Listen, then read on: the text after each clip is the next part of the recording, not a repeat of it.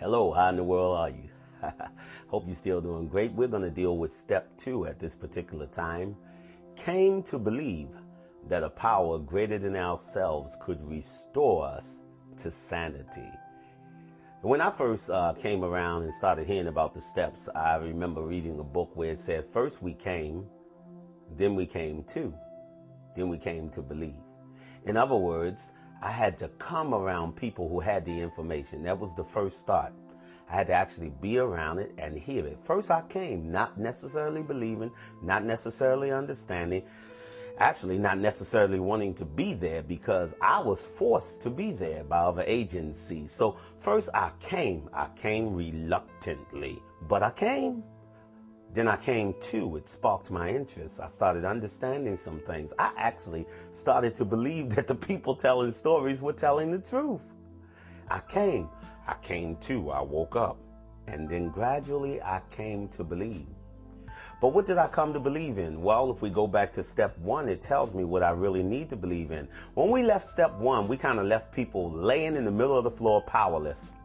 It's interesting to me that people come to 12-step meetings because they feel powerless in a sense. They come to meetings because their life is unmanageable. They come for help. And when they come to us for help, the first thing we tell them is that you can't help yourself and we can't help you either.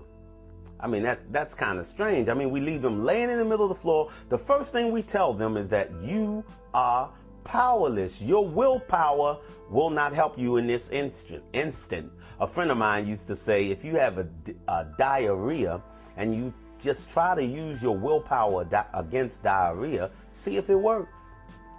If you have cancer, I know and understand that faith and willpower may help you to live longer, but willpower is not the cure to cancer. If you have diabetes, well, willpower may be used to help you in some instances, but willpower is not the cure to diabetes. Willpower will not help you to overcome certain diseases. And it's the same way with addictions. Willpower is not your cure-all. As a matter of fact, that's one of the things we want to do. We want to strip you from believing in the fact that you have the power to handle the situation. So now we have you laying in the middle of the floor saying you're powerless. Well, anything that's powerless, I think needs what? Power. It needs power. And so you may have, let's say, a television, a computer, a radio, perfectly workable, new, maybe the best model ever made. But it does you no good unless it's connected into some power. It doesn't matter what it is. It has to receive power from outside of itself. Once it receives power from outside of itself, it can work the way it was originally created to work. And so we left with the first step saying we're powerless. The second step says we know where you can find power. We know where you can find power. And so just come. If you come, you'll come to believe. Come to believe in the power greater than yourself. Now, we're not telling you who or what or how the power operates or what the power is, but if you come, you'll come to believe in a power greater than yourself. Somehow this power is outside of me. I've tried all I know. My willpower can't handle it. But if I come and hear the information, I can come to believe in a power greater than myself. Of course, some people say that's their rooms. When they go into the room, they know that those people collectively have a power that they don't have individually. That's the power of community. And when we come into community, we can often do things we can't do alone. And so when we come into community, they have more intellectual power than I have by myself. They have more physical power than I have by myself. They have more spiritual power than I have by myself. So some people say just come to believe that a power greater than yourself could actually be a home group, could actually be a community of faith, could actually be anything greater than you outside of yourself. Come to believe in a power greater than myself. And that's what I had to do because I have no power. If I'm disconnected from power, I have to be connected to power. That's what the second step is saying to me. We're not telling you what power you have to have. We're not telling you how you have to be connected to it. We're just saying that if you come, you may receive the grace of believing in a power greater than yourself. But then it turns around and says that power greater than yourself can restore you to sanity. Now they're really trying to get to me. They done threw me in the middle of the floor. They done told me that I'm powerless. Now they're sneaking up the backside of the mountain and they're going to try to tell me that I'm insane. Can restore me to sanity. Well, the truth of the matter is, well, some addictions in the DSM-4 are seen as mental disorders. Chemical dependency, alcoholism, they are mental disorders according to the DSM-4 psychological Bible. They don't know everything, but before that was even written, AA and NA was saying we need to be restored to sanity. They're saying something about the way we think. Now, when I first came around, I thought that the insanity was, let's say, stealing money from my child, cussing my wife out, sneaking into places where I could be killed any moment, being around people that I would not otherwise be around, hanging around lower companions, as they say. I thought the insanity was the things I did when I was in my addictive behavior. When I was in my addiction, I did insane things. You know what? That's kind of normal. You know, that's kind of normal. If you take, I remember Father Martin said, if you take an old lady and put her under ether in the operating room, she may begin to babble all kinds of things.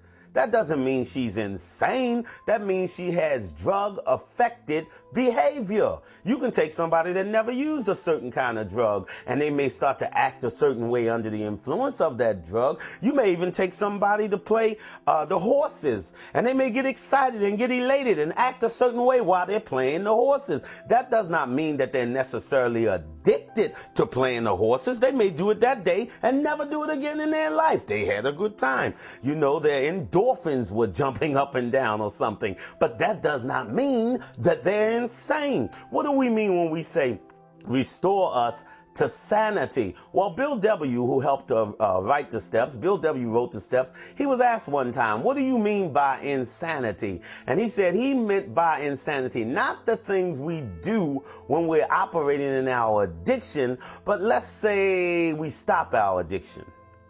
And we got ourselves another nice job, and we're starting to make some good friends, and things are going well. Now my spouse begins to start believing in me again. My children are calling me daddy. They're not afraid to come up on my lap. I'm no longer going to the seedy side of town. Everything's going great. It's a hunky-dory time. Zippity-doo-dah day. I mean, everything is great. Everything is fancy. Everything is nice. I'm just having me a great time. And in the midst of this great time, I say, "Ooh, I think I'll go have a drink. I think I'll go snort some heroin. I think I'll go play the numbers. I think I'll go mess with a prostitute. I think I'll go overeat. In other words, everything is fine. And all of a sudden, this little thing in the back of my head says, go for one, Bernard. Just this one time. You can do it successfully. Now, I said in step one, I was powerless. I said in step one, I was unmanageable. I said in step one that I could not predict what was going to happen to me and that I couldn't handle the situation, that I surrendered. But step two tells me that there's a little something inside my head that every now and then will spring up and say, just do it this one time. You can handle it. You know what that is? That's the insanity, Bill W. said. That's the insanity that we're talking about. That in every alcoholic, every addict, every person that's addicted, there's something in our brain that says, I can do it successfully, and it will pop up every now and then, just this one time. I can do it successfully. The big book of Alcoholics Anonymous says that there will come certain times where we have no effective mental defense against the next drink. He said there will come times we will not have a mental defense against it. Why? Because our mind is insane in a sense, and we don't have a mental defense against it. That's why we came to believe that a power outside of our mental defenses, greater than ourselves, could restore us to sanity. The sanity I need to be restored to, I need I need a power greater than me, whether it's going to the groups and hearing from them all the time or whatever. I need a power greater than me from outside of me to some kind of way begin to renew my mind. So some kind of way begin to reshape my mind and change my mind so that my mind rids itself of the insane thought that one day I'm going to be able to indulge in this addictive behavior successfully. I need a power to do that for me because I'm powerless and I can't do it. And they tell me that if I come to the meetings, I'll come to believe in that power. That power will somehow get a hold of me and change my thinking. One of the most misunderstood words today, I believe, is the word believe. Came to believe that a power greater than ourselves. Unfortunately, many people say they believe in things that really have no impact on their life. A friend of mine says that's practical atheism. You know, I deal with a lot of alcoholics and addicts, and a lot of times they tell me that they have a strong belief in a higher power. They say they believe in God. I say, you believe in God while you smoking the pipe? I believed in God. They say they believe in God while they're doing all kinds of things that they really don't want to do and that's offending their family, but they say they believe in God. I think a lot of us, because of our religious training, have been taught that belief has to do with creeds. We've been taught that belief has to do with doctrine, but we haven't been taught that belief has to do with our lifestyle, where the rubber hits the road. In other words, as we heard, somebody said faith without works is dead. It's not real faith. It's not real faith. In other words, if you believe that a bear was coming at you right now, you honestly believe that you have a mental illness and a bear is coming after you, you're going to do something about it. If you believe that your spouse right now is in a hotel room with somebody else and you love your spouse and care about your spouse, you're going to try to do something about it. If you believe, you actually believe that we're going to have something like Hurricane Katrina come right now, and it's coming our way, you're going to do whatever you can about it. You're not just going to say, I have a mental assent to it. It's going to force you towards action. That's the point I'm trying to make. When we really believe something, it impacts our life. We're not into practical atheism, where we say, yeah, I believe, but it means nothing practical to me in my life. When you really believe, it forces you towards action. I came to believe. Belief to me means a reliance upon. It means to trust in. Instead of me just saying I have faith, I actually trust in this higher power to restore me to sanity. I believe that this higher power will do for me what I cannot do for myself. I am relying on it every day, one day at a time. Sort of like you heard the old story, the children of Israel each day had to go out to receive manna. They couldn't collect more manna than they needed because it would spoil. But every day they had to depend on another power to supply their daily bread, as we say, our daily bread. Well, every day I have to rely on and depend on a power greater than myself, helping me to think in a sane way.